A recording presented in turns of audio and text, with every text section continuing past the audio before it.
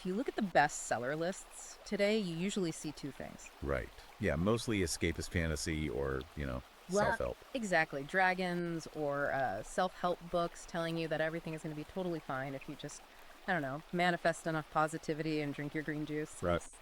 But every once in a while, a text lands on the desk that really doesn't want to make you feel better. It wants to wake you up. And those are usually the books that get completely buried by the algorithm. They are. So look, if you are the kind of person who values feelings over facts, or if you think lived experience always trumps objective reality, you might actually want to turn this off right now. Seriously, go knit a hat. Yeah. But if you're a man who looks around at the modern world, specifically the crumbling state of Western institutions, and you see a rot beneath the surface, then you are exactly where you need to be. Because today is going to be a bit different. We aren't just reviewing a book today. We are doing a deep dive into what the author essentially frames as an autopsy report on a civilization. We're looking at London Zoo, Minority English Fair Play, and Majority Tribal Foreigners Conflicting with Each Other is by Conrad Riker. And let me tell you, this text is a weapon. It is ultra long, it's incredibly incisive, and it pulls absolutely no punches. It's extremely controversial. We're going to impartially break down his arguments today, but the claims he makes are explosive. They really are. And before we take the red pill on this and see how deep the rabbit hole goes, I need you to do something for me right now. Hit that like button and subscribe to the show. We cover topics that the mainstream media is honestly too scared to touch, so we need you locked in. And honestly, if you want the full, unvarnished truth that we're about to outline, you need to go to Amazon Kindle or Google Play Books immediately and buy this ebook. Yeah, because we're just scratching the surface here. Exactly. Riker's work is dense. It's packed with data, history, and what he calls logic warfare. We can give you the roadmap, but to really understand the mindset he's presenting, you need the source material. Okay, so let's unpack this. The title alone, London Zoo.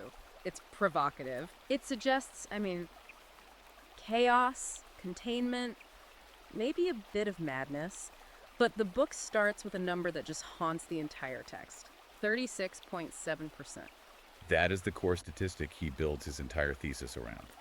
According to the census data Riker presents, that is the exact percentage of white British people remaining in London today. Which is, that's a staggering drop. It is. The book points out that it dropped from 86% in 1971 down to 37% today. Wow. Yeah.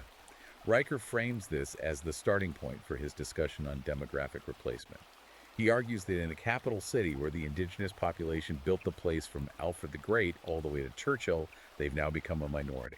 And he's very clear that from his perspective, this isn't an accident. Right. He doesn't see it as just the natural flow of global migration. He frames it as a deliberate policy. Yes, that's a major theme.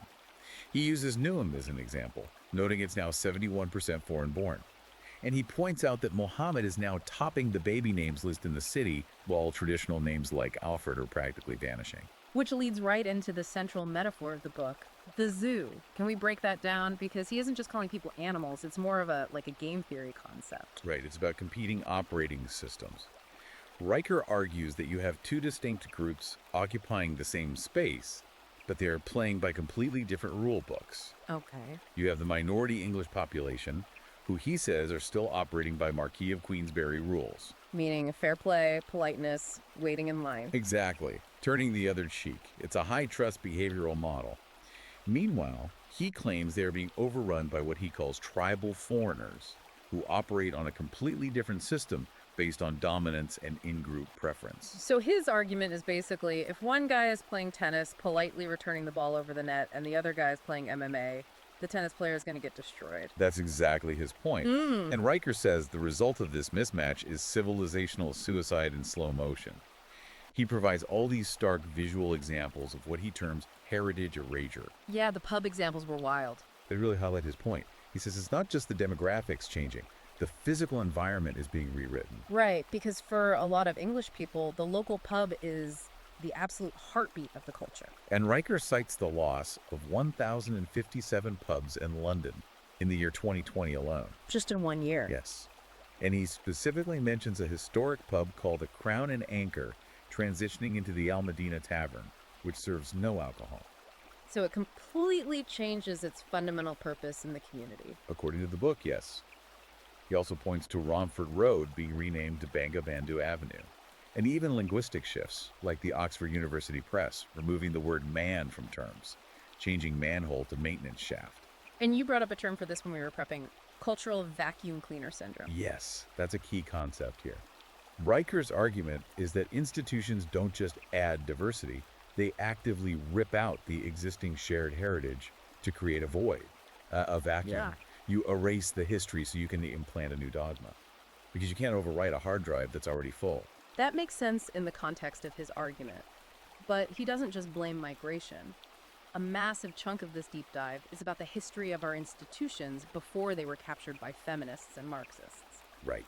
Segment 2 of his book traces the roots of this decay directly to the Marxist playbook, specifically the long march through the institutions. And we hear the word Marxist thrown around a lot these days, usually just as a buzzword, but Riker actually gets into the academic mechanics of it. He does. He points directly to the Frankfurt School and a philosopher named Herbert Marcuse. And the concept of repressive tolerance. Exactly. It sounds like an oxymoron, but Riker explains it as a linguistic trick. Marcuse argued that true equal tolerance actually favors the status quo.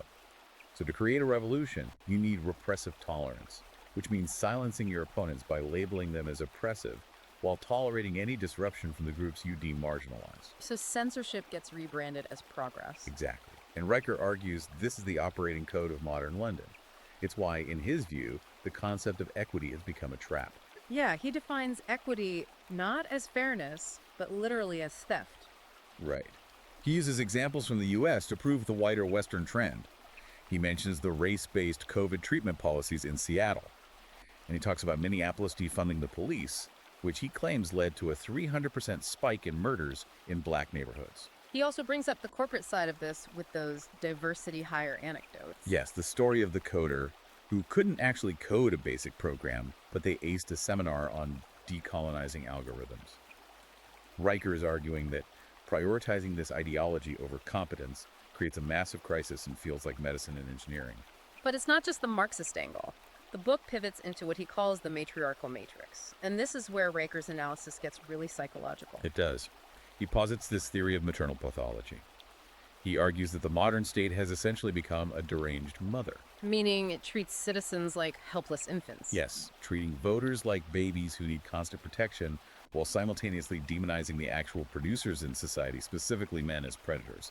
And this ties into what he calls the emasculation agenda. The examples he gives are almost surreal. They are very specific. He talks about Islington schools installing pink no-men benches outside. Which is just, wow. And playground designs that deliberately lack seating for fathers. Riker argues this is a spatial manifestation of the war on masculinity. Right, he also brings up the toxic masculinity seminars and that crazy double standard where a man spreading on a train is treated as this horrible aggression, but a woman taking up an extra seat with a massive handbag is completely ignored. He calls this gynocentric gaslighting, and he takes a very hardline stance on modern feminism's impact on demographics. Yeah, the great abortion acceleration. Exactly. Riker cites 9 million terminations since 1967, and he explicitly describes this as a demographic atom bomb. He also talks about the birth strike, right? Yes. The book argues that educated Western women have been convinced to prioritize careers over family, what he calls choosing brunch over babies. And because of this birth strike, the state has to import high fertility populations to make up the deficit. He paints a picture of a massive narcissism epidemic. He cites stats showing women initiate 80% of divorces and claims there's a direct correlation between feminist activism and high antidepressant use. His conclusion there is that the ideology doesn't even make people happy, it just dismantles the family unit. And when the family unit breaks down, men usually face a very specific battlefield. Which brings us to the legal and corporate sections of the book. The statistics he pulls regarding the family courts are a major focal point. He notes that 92% of custodial parents in London are mothers. But it was that one anecdote that really blew my mind. The city banker. The math homework story. Yes. Yeah. Explain that one because it sounds like fiction. The book recounts the story of a city banker who lost access to his child because he was helping with math homework, using what the court apparently termed patriarchal rigor. Patriarchal rigor in math. Right. Riker uses this to argue that the legal system has a deep-seated bias, where basic logic and discipline are pathologized as toxic male traits. And he says this same capture has happened in the corporate world, right? Yes. He points out that HR departments are 87% female, and he refers to them as corporate Gestapos, enforcing a language war. Using terms like microaggression and mansplaining to basically outlaw male assertiveness. Exactly. And the most absurd example he gives of this new therapy speak governance is Croydon Council hiring a recovery llama. A literal llama. A literal llama for emotional support. Riker uses this to illustrate his point that local governments are prioritizing feelings over basic functional duties. So the expert consensus in the book is that the phrase diversity is our strength is a complete lie. That is his explicit argument. He compares a low-crime, monocultural society like Japan to modern high-crime London to make his case. Okay, so the picture he paints is incredibly bleak. Institutions captured, heritage erased, men marginalized. But the final segment of the book offers a survival blueprint. Yes, the 36.7% strategy. Riker doesn't just complain, he pivots to the remedy. And the first step of his remedy is something he calls a logic warfare, reclaiming reality. Right. He instructs his readers to completely reject the vocabulary of the left. He says if you start using their terms like cis-heteropatriarchy, you've already lost the framing. So how do you fight back, according to him? He advocates using the trivium: logic, rhetoric, and grammar. He says when you are faced with woke arguments that rely on emotional manipulation, you have to counter them with strict, unemotional logic. It's a total red pill reality check. It is. His biggest piece of advice to men is to stop apologizing. He argues that fair play is a suicide pact when the group you are dealing with is playing by tribal rules. That's a brutal assessment. It is, and he frames it as an ultimate choice. Yeah. He says you either save civilization or watch it die. He literally says if you are weak, you can go knit a hat. But if you have a spine, you read the book and you fight back. Yes, he is directly targeting men who are ready to hear this message. Which is why we wanted to do this deep dive today. London Zoo isn't just an observation. For the audience it's intended for, it is an ultra-long, incisive weapon for navigating the modern world. Absolutely. If you are a man who sees the rot in society, this book is designed for you. And we have to reiterate, we only scratched the surface today. Right. The book goes into incredible detail on the mechanics of all of this. If you want the full logic warfare toolkit, you must buy the ebook. Exactly. So here is your call to action. You need to check Amazon Kindle and Google Play Books right now. Search for London Zoo by Conrad Riker and get the book. And you also need to follow the author directly. You can find him at Conrad Riker on Substack. Yes, at Conrad Riker on Substack for the raw truths that keep getting censored everywhere else. And while you're at it, make sure you have liked and subscribed to our show because we are going to keep bringing you these deep dives. To close this out, I want to leave you with a final, highly provocative question that Riker poses near the end of the book. Let's hear it. He asks the reader to consider this. When the Tower of London's beefeaters finally get replaced by halal guards, will progressives finally admit this was cultural genocide? Definitely something to mull over. Thanks for joining us on this deep dive. Stay sharp, read the source material, and we will see you next time.